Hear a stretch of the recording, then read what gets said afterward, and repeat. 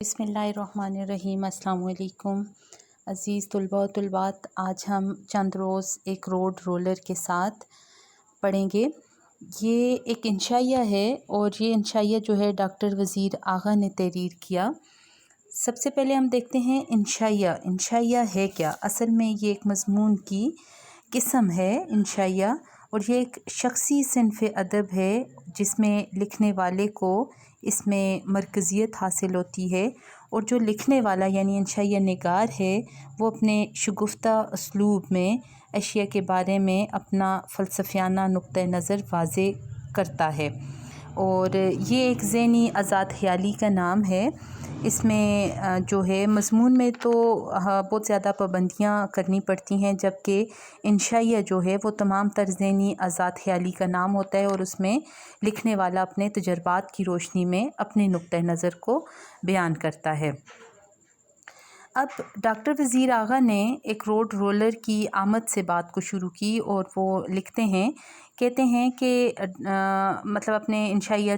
चंद रोज़ एक road roller के साथ में उन्होंने बयान किया कि चंद दिन पहले हमारे गांव की कच्ची सड़क को पक्का करने के लिए एक रोड रोलर आया हुआ था। ये रोड रोलर इंतहाई मजबूत जिस्म वाला जापानी पहलवानों की तरह का एक पहाड़ था, और रोड रोलर जो है ये इसका काम जो होता है वो कच्ची और खुशबूदार ज़मीन पर बजरी यानी रेत की तह को जमाना होता है। मुसन्निफ़ लिखते हैं कि जब रोड रोलर गांव में दाखिल हुआ तो ये एक नई चीज़ थी हमारे गांव वाले लोगों के लिए भी, बच्चों के लिए भी। तो जैसे ही रोड रोलर गांव में दाखिल हुआ तो बच्चों और कुत्तों ने इसका ज़बरदस्त इस्तकबाल किया। बच्चे तो इसके गोल मटोल पहियों पर सवार होकर तालियां बजाने लगे और कुत्तों ने सिर्फ भूंकने तक खुद को महदूद रखा।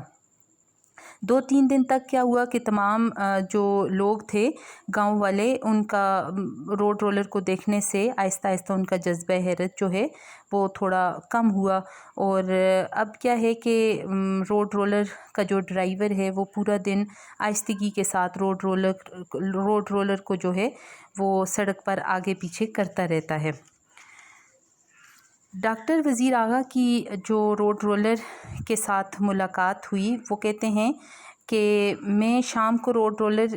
को जैसे ही ड्राइवर खड़ा करके जाता था तो मैं इसके पास जाता था रोड रोलर के पास, और देर तक इस ज़माने की अजीब चीज़ को मैं देखता रहता था।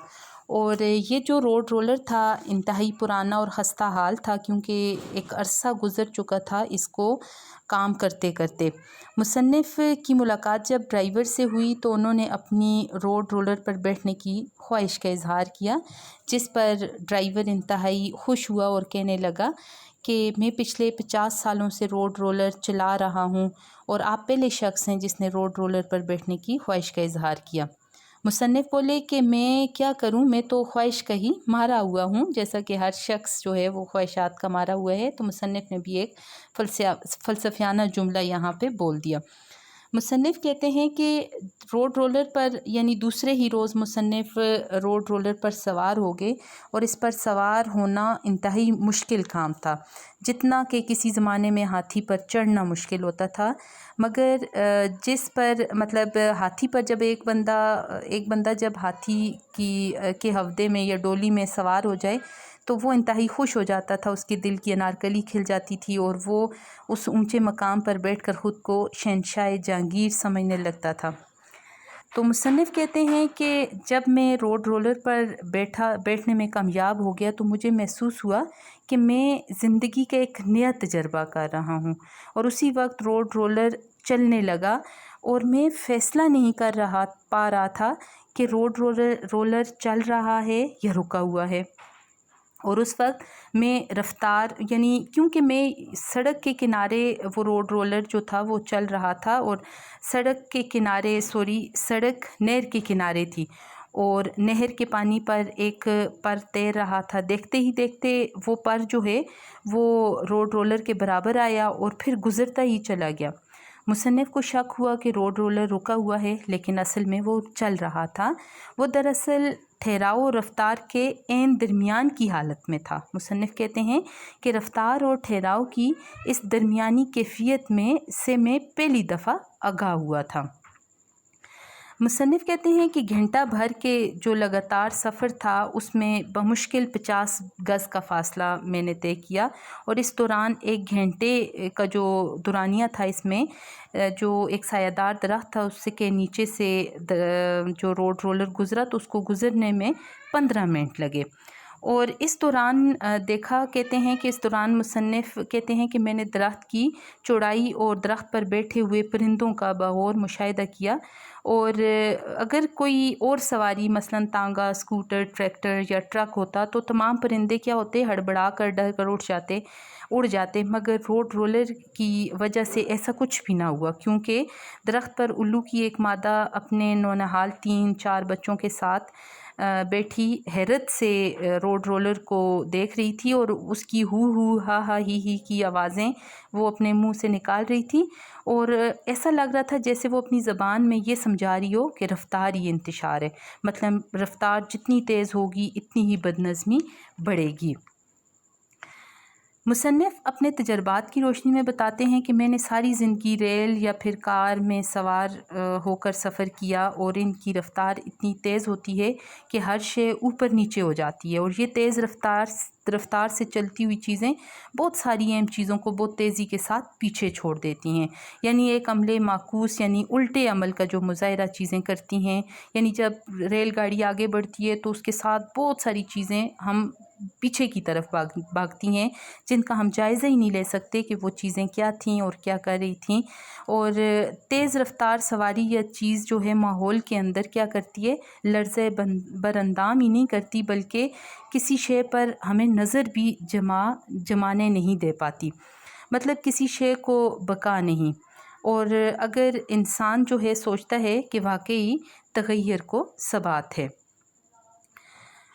مصنف کہتے ہیں کہ روڈ رولر پر بیٹھتے ہی مجھے ایک نئے بعد کا یعنی ایک نیا فاصلہ، ایک نئی دوری کا احساس ہوا، اور روڈ رولر ارد گرد کی دنیا کو جگاتا ہے مگر افراتفری کے عالم میں بھاگنے پر مجبور نہیں کرتا۔ یہی اس کا اصل کمال بھی ہے۔ دنیا اگر سوئی رہے تو سمجھو یہ ایک مردہ شے ہے اور ایک بڑا پتھر ہے، اور جب سیل ٹھوکر لگتے ہی اپنی آنکھوں سے آہستہ سے کھول دے تو سمجھو کہ اب یہ زندگی کا بے جان پھیلاؤ نہیں رہی۔ اصل بات یہی ہے، اور مصنف کہتے ہیں کہ اس روز روڈ رولر پر بیٹھتے ہی میرا تعارف جو ہے پہلی بار جو ہے موجودگی سے ہوا۔ اس کے بعد مصنف لکھتے ہیں کہ مطلب اگر رفتار کم سے کم کی جا سکے تو ہست کے لباس کی بنت میں جگہ جگہ سوراخ اور جھریاں نمایاں ہو جائیں گی، جن میں سے ابدیت یعنی ہمیشگی کی روشنی جو ہے وہ ظاہر ہوگی، اور میں اس نور میں پوری طرح بھیگ جاؤں گا۔ مگر مصنف کہتے ہیں کہ آج موجودگی ہست کے رکے ہوئے بے جان وجود کا نام نہیں ہے، اور نہ ہی یہ ہست یعنی زندگی کے مرکز یعنی قبر پر چڑھا ہوا ریشمی غلاف یا باریک غلاف ہے، بلکہ بجائے خود ایک پوری طرح گندی ہوئی ایک بھرپور شے ہے جس کی اپنی ایک شخصیت اور اپنا کردار اور رفتار ہے۔ مصنف کہتے ہیں کہ مجھے روڈ رولر پر یہ نئے بعد کا جو احساس ہوا، بیٹھ کر میں نے بہت سے تجربات جو ہیں وہ کیے روڈ رولر پر، اور بہت ساری چیزوں کو دیکھا اور نئے نظریات اور نئے تجربات سے میں گزرا، اور اسی دوران کیا ہوا کہ روڈ رولر پر تقریباً سفر کرتے ہوئے مجھے تقریباً 2 گھنٹے ہو چکے تھے، اور میں نے ڈرائیور سے کہا کہ اب مجھے واپس اتارتے ہیں، میں گھر جانا چاہتا ہوں۔ تو ڈرائیور نے کہا کوئی بات نہیں، میں روڈ رولر پر آپ کو گھر چھوڑاؤں گا، لیکن مصنف ذرا جلدی میں تھے تو انہوں نے کہا کہ روڈ رولر تیزی سے نہیں چلتا، اس لیے میں اتر کر تیز قدم گھر آگے کی طرف بڑھوں گا۔ اب مصنف کہتے ہیں کہ جب میں روڈ رولر سے اترا تو میں وہ شخص ہی نہیں تھا، یعنی میں نے اپنے اندر ایک بہت بڑی تبدیلی پائی، اور اس نے مجھے زندگی کے ایک نئے انگ سے یعنی اس سفر نے مجھے ایک زندگی کے نئے انگ سے متعارف کروایا، اور مجھے ایسا لگا کہ میں ایک خود مختار سدا بہار دھڑکتی ہوئی سانس لیتی ہوئی موجودگی کا میں مظہر ہوں، اور تب میرے اندر ایک اور خواہش نے جو ہے وہ جنم لیا، اور جیسے کہ وہ بیر کے وجود سے بھر لینا چاہتی ہے، اور کہتے ہیں کہ جب اسے بھر لیتی ہے تو اس کا سانس رک جاتا ہے اور وہ مر جاتی ہے. یعنی جب خواہشات پوری ہو جاتی ہیں تو اس کے بعد ان کا جو وجود ہے وہ بھی ہمارے اندر سے وہ کشش، وہ تڑپ ختم ہو جاتی ہے جب خواہشات کے پورا ہونے کے بعد. روڈ رولر اندر سے خالی نہیں ہے، یہ تو ایک گھٹا ہوا ٹھوس، ہر اعتبار سے ایک بھرپور وجود ہے. پھر اسے بیر کی کسی شے کی بھلا کیا ضرورت ہے؟ یعنی جب چیزیں اندر سے بھری ہوئی ہوتی ہیں تو وہ بیر کو دیکھ کے اتنی تڑپتی نہیں ہے، اتنی خواہشات کو اپنے اندر جگہ نہیں لینے دیتی. تو شاعر کے مصنف کہتے ہیں کہ یہ ایک عجیب سا احساس تھا، اور پھر یک میرے سینے کا خلا غبارے کی طرح پھولا اور ایک بے چین ہمکتی ہوئی یعنی خواہش میں تبدیل ہو گیا. اور میں سوچنے لگا کہ کاش میں بھی ایک روڈ رولر ہوتا، یعنی اندر سے بھرا ہوا ہوتا کہ میرے اندر کوئی خواہش پلتی ہی نہیں. تو یہ ایک مختصر سا انشائیہ اور بھرپور تجربات سے بھرپور انشائیہ ڈاکٹر وزیر آغا نے تحریر کیا. عزیز طلبات، امید ہے کہ آپ کو اس کے اہم اور فلسفیانہ نکات سمجھ میں آئے ہوں گے. اس کے ساتھ ہی اب میں آپ سے اجازت چاہوں گی. اللہ حافظ.